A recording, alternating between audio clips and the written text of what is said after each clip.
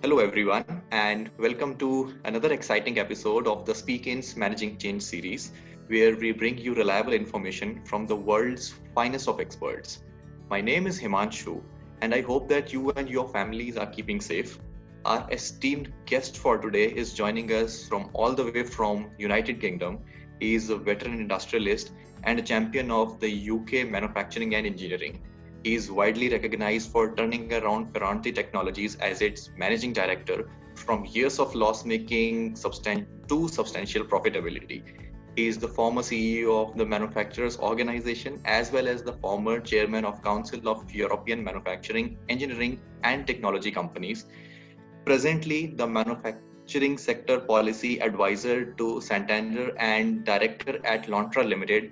It is my pleasure and honor to welcome the chairman of the Institute of Export and International Trade, Mr. Terry Scuoler. Thank you. Thank you very much. Thank you so much for joining us today, Terry. It is absolutely a delight to have you with us. Thank you very much indeed for having me, and very best wishes to you, your viewers, in terms of the difficult crisis we're facing at the moment. So let us all keep safe and well. Thank you, Terry. Thank you so much. Thank you for the kind words. So, Terry, jumping right into it, a lot of businesses have been eagerly waiting to listen to your thoughts around the current crisis and the impact that it is going to have on trade. With your permission, let's not keep that waiting and jump right into the first question that we have.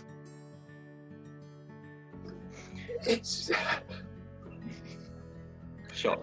So Terry, my first question to you is, to gain an overall view, how has the COVID-19 pandemic has impacted international trade? We hear a lot about it in bits and pieces over the news, but I would personally like to hear from an expert like you, how grave is the situation that we are in right now? Thank you for that. It is clearly a very, very serious situation.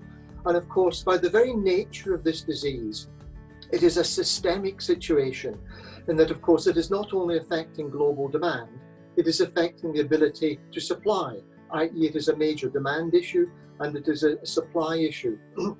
What I would say, however, though, this is a temporary situation. And although it's very difficult for your viewers and your listeners to understand this fully at the moment, as indeed it is difficult for us all, but this is going to be a short-term issue. Notwithstanding the seriousness at the moment, we will come out at the other side. And therefore, I think my message to manufacturers, businessmen and women all over the world is take a deep breath, manage this crisis as best you can, look after your staff, retain your staff as best you can, maintain capacity as best you can, and be ready for what will be a very, very dynamic upturn. But that said, there can be no taking away from this. This is a very, very serious issue, and we and our nation's governments must manage it as very best we can. Perfect. Those are really some very encouraging words, Terry.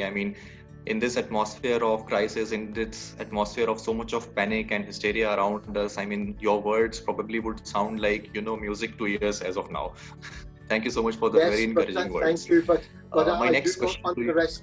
I do not underestimate the difficulty that we face at the moment. And for many millions, many tens of millions, it may seem that this is we will never get out of this, but my goodness, we will get out of it. And I suspect Himanshu will come to what governments are doing in a moment, but governments are taking huge steps, A, to manage the crisis, and B, of course, to eventually to return to normality. Certainly. Thank you so much for that.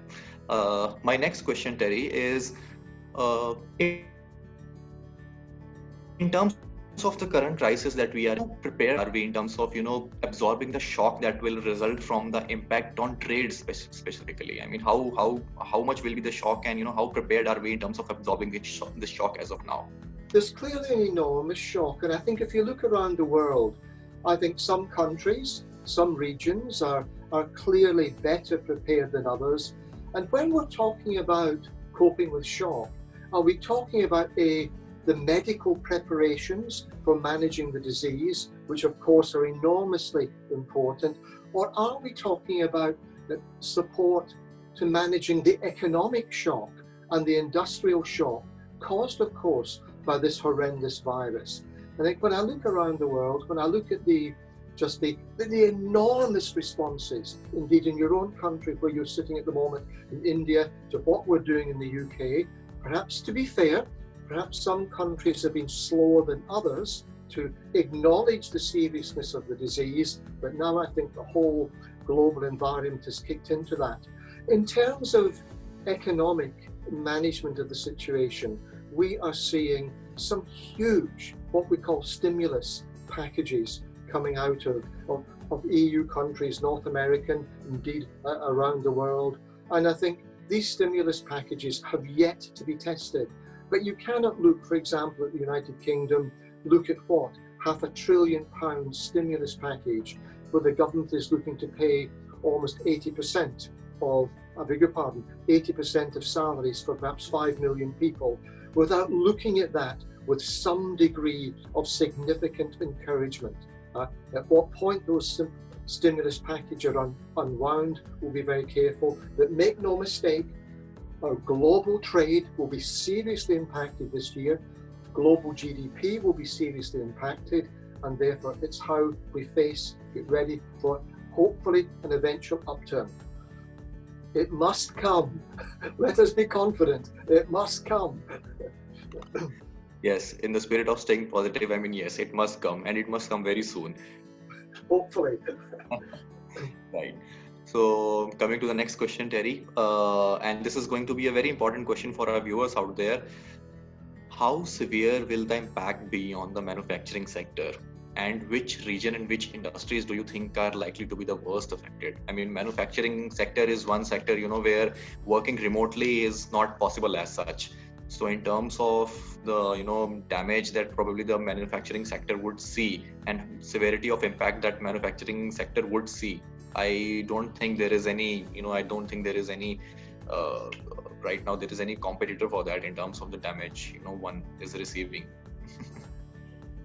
A very, very good and insightful question. And I feel that the manufacturing sector is very much in the front line of potential consequences from this dreadful, dreadful disease. I think firstly, because of course, manufacturing in the main is an activity where you can't work from home. You absolutely need, overwhelmingly, to be at the point of manufacture, the point of production, or the point of support. I think also, and it's a factor of our modernization, it's a factor of globalization, that our supply chains, as you know, many of them based in India, our supply chains are global supply chains. And whether that be from the Far East, from China, whether it be here where I'm sitting in the UK, those supply chains are going to be very seriously impacted as well. So I think that even more perhaps than service industries, putting aside perhaps, of course, tourism and airline businesses, the manufacturing sector is at risk here. And my entire call, not just to my own manufacturing business leaders here in the UK, but worldwide, is please do everything you can to support employees by retaining them or keeping them at arm's length where you can bring them in as quickly as you can. Please maintain capacity as best you can. And of course, yes, hold off investment because people will do so, but be ready to reinvest as soon as the opportunity arises when this virus starts to ease. But I would be misleading you, Himanshu, I'd be misleading your viewers if I did not say that this is a very, very serious episode, of course, for the manufacturing sector. And it follows on, in terms of international trade, it follows on from some other aspects of difficulty. Primarily, of course, the protectionism that we've seen in the last couple of years from 2 or 3 of the world's biggest trading blocs. And by that I mean, of course, the United States and China. Right. No, I do understand. And, once again, very fantastic and very wise words indeed.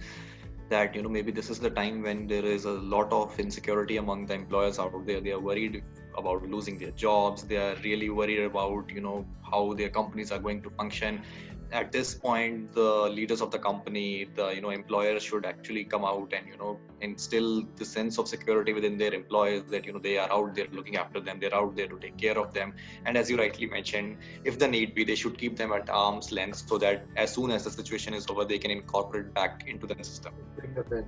And I think also, I think this is not just a test for global business leaders and investors, corporate managers of all sizes, but of course it's also a significant test for governments and central banks.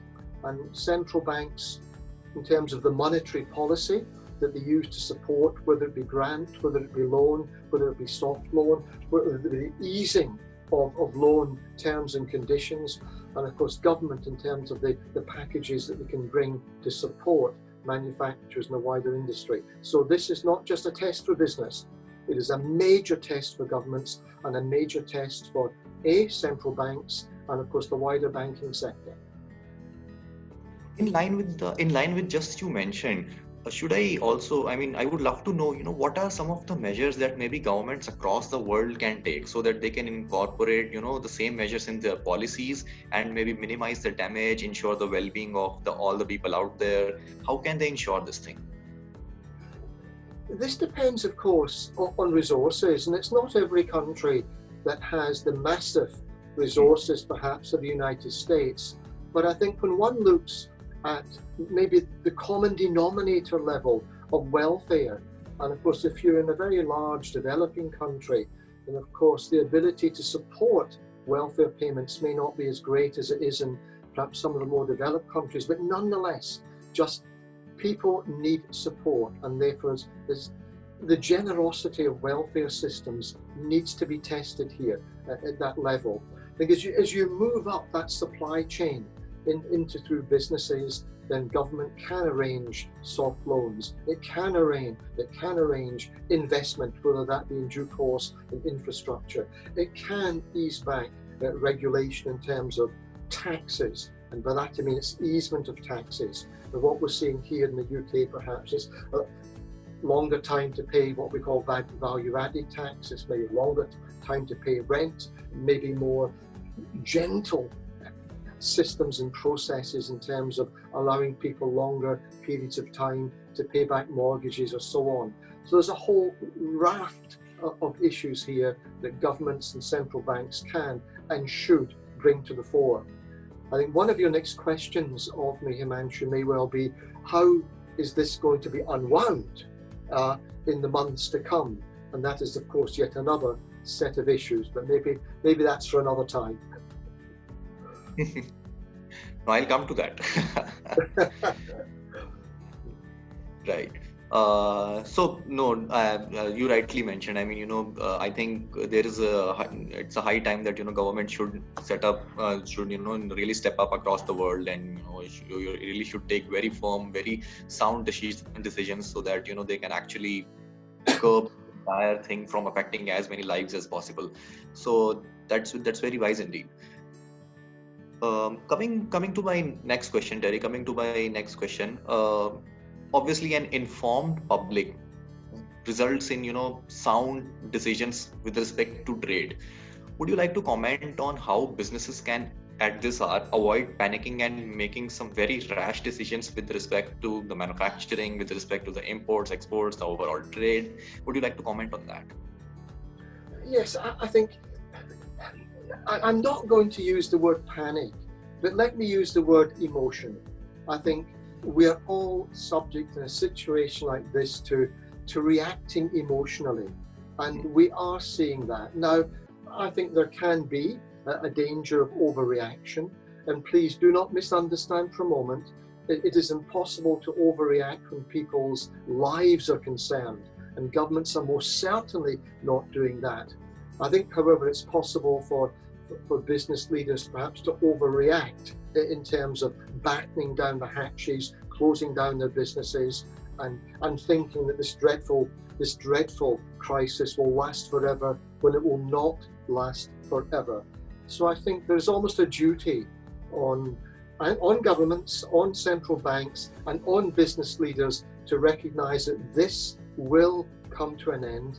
Take advantage of whatever government support that is being offered.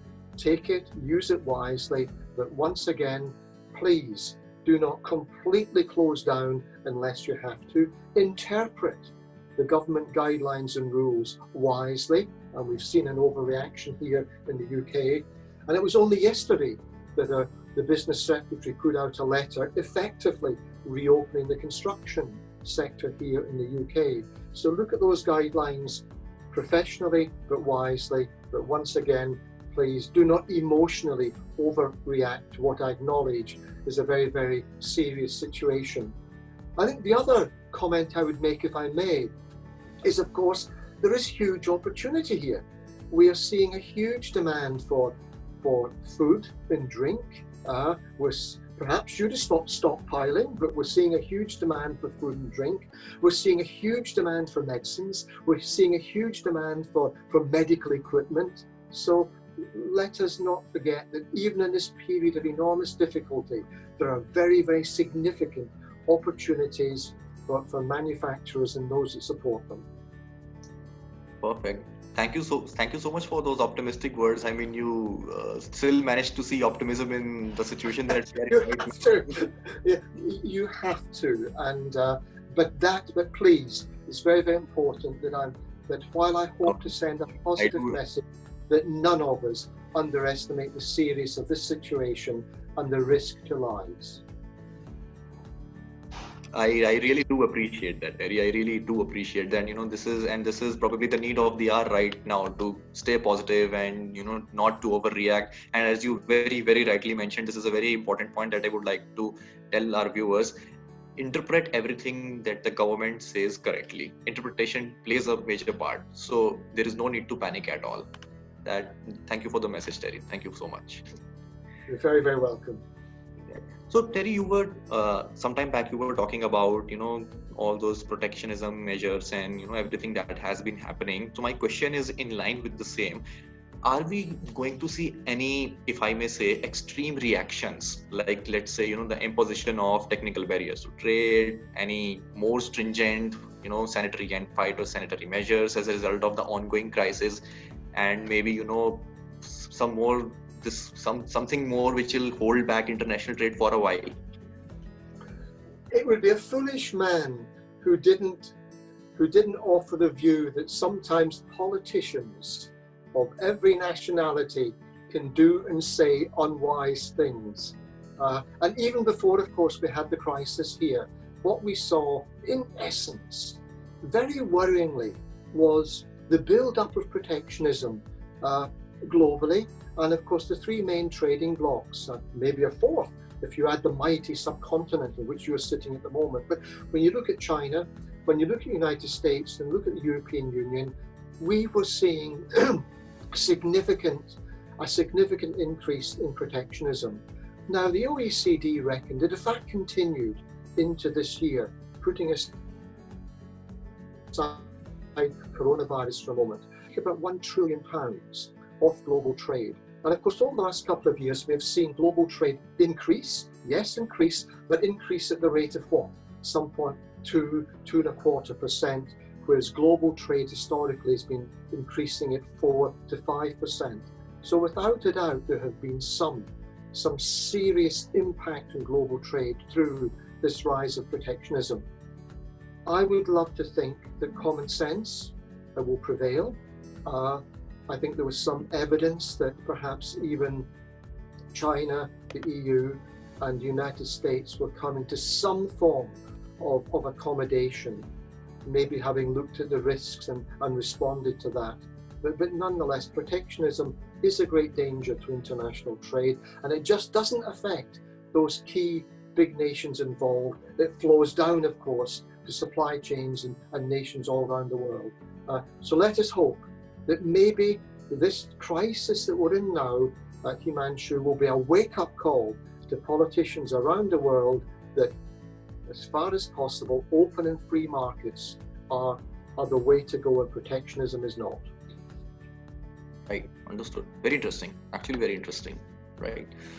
Coming to the next question, one of the most popular questions, and this is the question that we've received so many queries regarding what is going to be Brexit combined with the COVID-19 pandemic? What will be the implications for UK in particular? Because as you know, Brexit is right under the way, and on top of that, this COVID-19 scare has affected us all. So what do you think the implications would be for the United Kingdom? It is interesting because, of course, there has been no mention, or very little mention, of Brexit in the UK press, obviously for the last month or 6 weeks. Now, I suspect also around the rest of the 27 nations of the EU. As far as I can tell, we have a government under the leadership of Boris Johnson that is totally committed to leaving the EU at the end of this year. I beg your pardon, we have effectively left it, ending the transition period, of course, at the end of this year. There is a cut-off point, as you know, at the end of June, whereby some form of extension could be requested. There is as yet no hint whatsoever, and I believe there will not be any desire to extend that. So what will happen? The transition period will end at the end of the year. Will some form of trade agreement be put in place? Yes, I believe that once again, common sense will prevail here, and some form of trade agreement will be put in place between the United Kingdom and the EU 27. What is that likely to entail?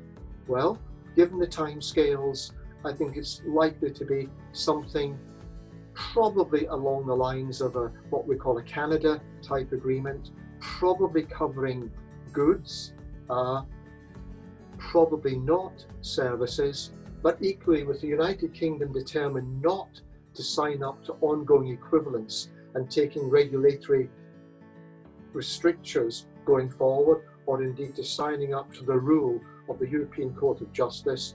I do think that will impact upon the negotiations, and we will end up with maybe even Canada Light. It will be a trade agreement. How effective it will be, I think, remains to be seen.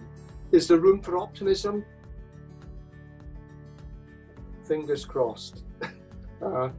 If we had to leave at the end of the transition period on WTO rules, I think there would be a negative impact on our GDP going forward, and the pundits would say that is what, 3 perhaps to 5% over the next 5-7 years, but equally there would be a downside to the EU as well. Let us hope common sense prevails. Certainly, very interesting. So before I take my final question, which is about any tips or businesses that you might want to share, I have Geoff, who wants to know that, since you mentioned about the effect on the manufacturing sector, Geoff wants to understand what particular industries in the manufacturing sector do you think will be the most affected during these times? Excuse me. It's a good question, and there are a number of sectors, I think, that are more affected than others, and they're probably hitting us in terms of the headlines every time we open a newspaper or go online in terms of news. And if you look at the industries associated with travel, if you look at the industries associated with tourism, if you look at the industries associated with airlines and the manufacturing processes that go into those in terms of airline engines, componentry, the supply chains linked to that, then I think there's going to be a very significant downturn here. Equally, the upturn may be rapid, but I think the downturn, it will be a very steep V in my view. I think also, of course, when you look at consumer products, whether it be a motor car, whether it be a television or a computer, just people, they're not spending money. Unless you buy online, you're not able to go out and physically buy it. So I think we'll see a whole range of industries connected to what we call normal consumer products affected. And to your question, and thank you for that question, I think when I look, of course, at the automotive sector, very, very badly affected here in the UK, not just because of Corona, but because, of course, of the global downturn as well before that. And you think, well, the UK, the German, French, American automotive sectors are affected. Well, that's limited to those countries. No, of course it's not, because many of our supply chains are in India, China, all over the world. So there's a global factor. Equally, Geoff, in answer to your question, some industrial sectors will do well here. And we're looking at IT. We're sitting talking in Zoom at the moment. And we look at Zoom, FaceTime, Teams, MS. There are sectors currently doing very, very well out of this, as you know. Right. Yeah. No, certainly. I really hope that was helpful to you, Geoff. It was certainly very enlightening for me, at least. And I think I can take another question. This question is from Camelia, who wants to understand that what impact will we see on Chinese import and export? Would you like to comment on that? China is a global giant, and we are all dependent on the manufactured products that China produces. They are embedded in global supply chains, and of course, not only are they embedded in global supply chains, but ever more they're becoming a technological giant in their own right, and that is right and proper. I think that I've got my fingers crossed here on the screen here. I hope that we've seen the worst of the coronavirus outbreak in China. Certainly, I think in the Wuhan province, and of course, perhaps we're seeing a lessening of restrictions, loosening of the lockdown, and therefore businesses slowly getting back to normal. But I think if that were not the case, then when China sneezes, the rest of the world catches a cold, as you know. And of course, if it were to go into total lockdown, then global industry around the world will be very seriously affected by the impact on their ability to export from of course their supply chain expertise. Equally, when China of course imports less, then many businesses around the world suffer from that. And of course, with a vastly growing, dreadful term I know, forgive me for using it, but middle class population in China sucking in products from all over the world, if they are not buying, then that is a serious impact also, of course, in global manufacturing. So hopefully China gets back to normal, as hopefully we all get back to normal very quickly. But it is a risk. I do understand. Thank you so much. Terry, I think I'll come to my, one last question that I want to, that I really personally wanted you to address our viewers. Are there any other tips that you want to share for, businesses to thrive and survive during these times, and possibly to, sail smoothly without any panic, without any fear through these times? Yes, indeed, and thank you for that. I think my message to my colleagues here in the UK, my message to all businessmen and women around the world is please, firstly, I wish you, your friends, families, colleagues, every health and safety through this difficult period. But please also, there will be a fairly rapid turnaround at the end of this dreadful disease. Now let us please make that some form of V-shaped upturn rather than a U-shaped upturn, or indeed, the Lord forbid, some form of L-shaped, very slow upturn. So please look after your staff as best you can, both in health and terms, keeping them as available as you can, keeping them supported, keep as much capacity as available as you can. Yes, halt investment if you must, but be ready to invest. And as soon as we are able to open up again, then let global trade pick up and start manufacturing and delivering. And I wish you every success.